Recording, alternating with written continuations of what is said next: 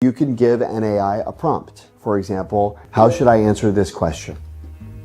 Or you could give an AI the question, I want to ask how I should answer this question. What's the best way of framing that question to an AI? So you see what I did there? I asked AI for how to ask AI my question. But you can use AI to use AI, which is you couldn't use Excel to use Excel. PowerPoint can't teach you how to use PowerPoint. Email can't teach you how to use email. AI, strangely, can teach you how to use itself if you think to ask. Go to your language model of choice and just say the following. Hey, you're an AI expert. I would love your help and a consultation with you to help me figure out where I can best leverage AI in my life.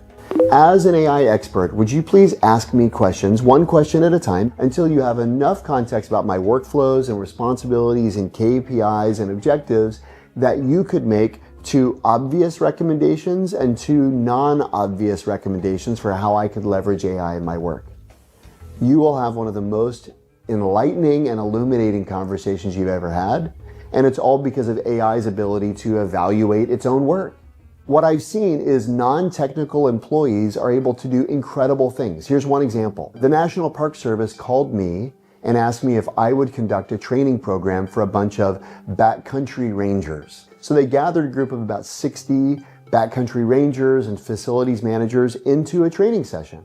And I spent a couple of hours over Zoom teaching folks the basics of collaborating with AI.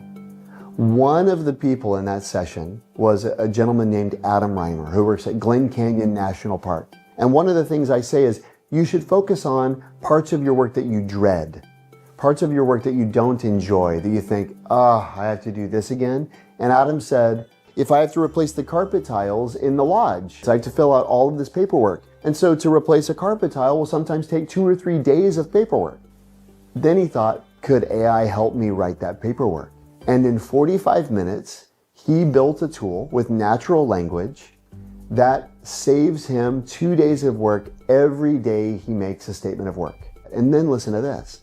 Someone got access to that tool and shared it across the other parks. There's about 430 parks in the service. The National Park Service is estimating that the tool that Adam built in 45 minutes is going to save the service 7,000 days of human labor this year. That's the kind of impact that normal professionals can have even without any technical ability, if only they're given very basic foundational training.